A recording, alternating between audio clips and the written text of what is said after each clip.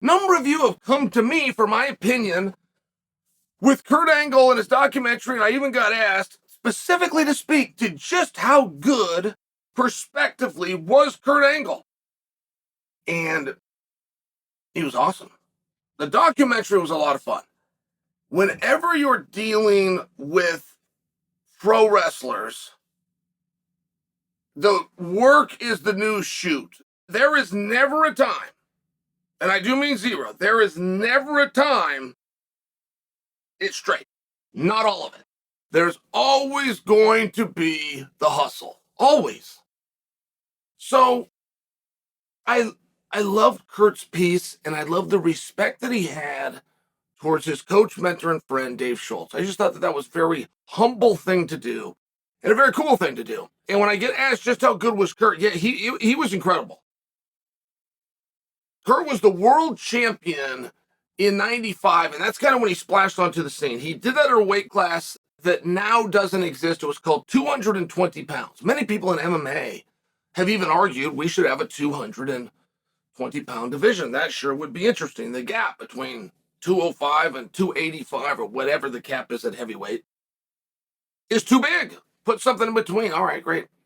And just by example, at once upon a time there was, and Kurt Angle is one of the guys that went in that direction. So when he wins the world championship in 95, he did it at 220 pounds and came back into Atlanta in 96 and won the Olympic Games. And the world championship and the Olympic Games is the same tournament. That's a broad stroke, but it's Earth, right? Everybody on Earth gets to come. Every 4 years, they call it the Olympics. They hold the same tournament every year. But on the fourth year, it's called the Olympics, and in between, it's called the World Championships. And I just point that out for you, that it wasn't just once that Kurt showed the world he was the best. He came back and did that a second time. And first time, he was on home soil. And first time, he might have surprised some people, and they didn't scout him. And right, there's a number of reasons where you might have that first-time charm. They like to call it beginner's luck.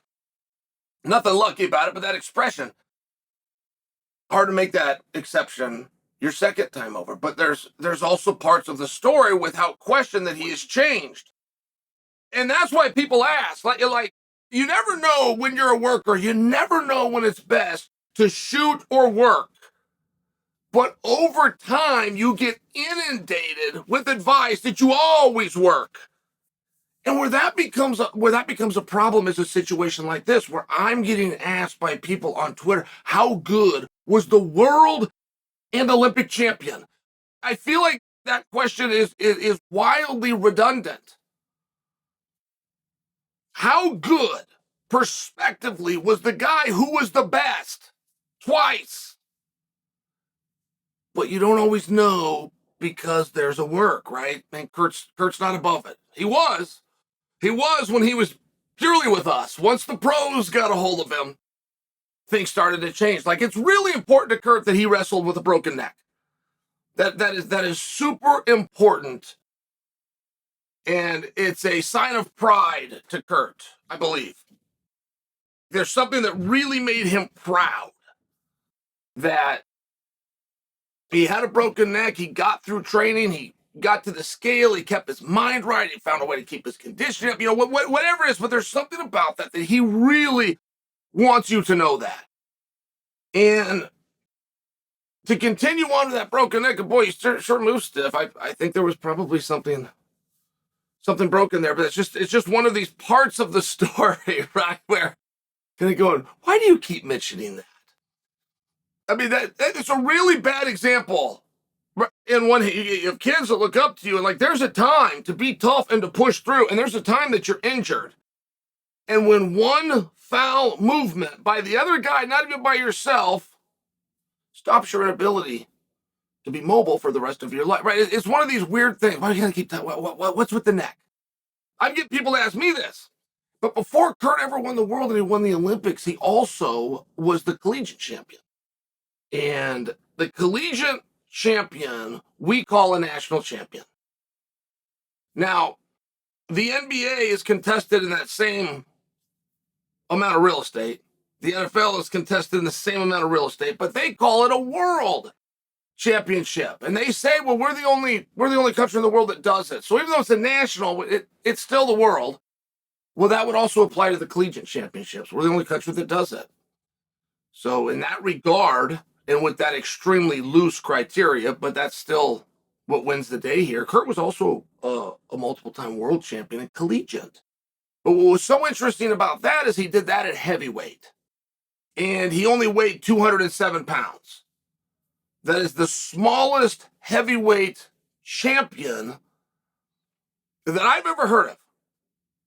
Like, people will go around and talk about Kurt Angle and how small he was and got that job done at heavyweight. And that is one really interesting part of the story. Just exactly how did you do that? How at 207 pounds did you beat everybody in the country? I think it was 286 back then. They keep moving heavyweight. I have no idea why, because nobody even knows what it is or cares. I mean, I literally have no idea why. It used to be unlimited. They'd weigh you in, but it didn't matter what you weighed. Well, then they put a cap on it, then they changed the cap. Then they made it 285, then they made it 286 for a while, at least for international wrestling. It's been 275 more than a couple of times. It's been 268 and 265. So when I tell you I don't know what it is, nobody knows why they keep moving it. Nobody cares what it is.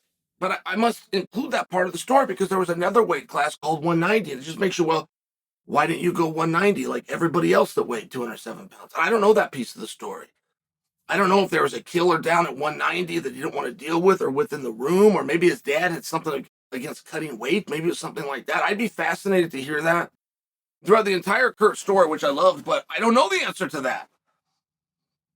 So how good was Kurt Angle prospectively and really? Well, he won everything you could win, and he won everything that a person tried to win. That's the truth. If you listen to him tell it, he's going to put a few things in there, and it changes the story. It changes the story, which makes you wonder, is the whole story? It's one of those things, man. It's one of those things. The first time that Kurt ever did this, the first time that Kurt ever added something that wasn't part of it, is right after he won the Olympics. He had a match with Jadidi from Iran.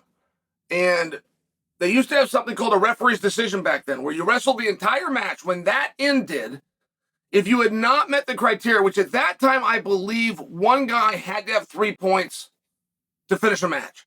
Like, even if time ran out and it was 2-0, they would just keep going. Now, they've messed with that in wrestling a few times, and I can't totally remember in 1996. But either way, if regulation ended, and then you went to 3-minute overtime, and that ended, and the score was tied, the 3 referees would go meet at a table and they would pick. They would decide who the winner was. It was called a referee's decision. It's how our sport was played. And Kurt did not then or now owe an explanation. And if you watch that match, it's very open to opinion who out-wrestled who. But it was in Atlanta, which was American soil. And if you came down to a decision by the referees and one guy is the American, he's going to win. So when Kurt won, that explanation was fine if he chose to give one, or just I won is fine, or I won and spell it out about what a mess the rules of our sport are and break it down of regulation and overtime. And it's just, you could do all of those things. And he did a couple of times. And then he picked up a story that he had 6 pieces of offense to Jadidi's 4. And even though his didn't work, even though he didn't score, he had 6 pieces of offense to Jadidi's 4. And that is why the referees picked him. And that was the first time he ever lied. And it was a small lie. It wasn't done to hurt anybody. And it was trying to explain. But that is fiction. That has nothing to do with the rules, and I don't know who handed him that, and the referees likely didn't know that, and there was nobody to keep track, and when they got over to the table, 3 different referees from 3 different countries that might even not speak the same language, they never discussed, these were 4 attacks, and these are 2 attacks, or this is 6, and this was 4. That didn't happen. That was the first time that he started lying. And I remember I was just a little kid, and I watched him do it. Little kid, I was junior in high school. But I watched him do it. I thought, why are you doing that, Kurt? Why are you doing that? The only people you have to back you is us. the wrestling community, and we know the rules, and we know that's not the rule. And you'll hear him tell it to this day. If somebody says, why did you win? There is a massive guilt, or there is a massive something, insecurity about winning that match. There was an insecurity about them shaking hands and Kurt getting his hand raised and knowing full well that could have gone either way, but we're in America and it was only going to go one way. There is nothing to feel guilty about. That was our sport being played the way our sport's played. But somebody got a hold of him and said, it was 6 and it was 4, and this is what they decided. And it was the first time. It was the first time he lied. Now, right? If you're in that business and you lie, you don't call it a lie. You call it a work. That was the first time that he worked.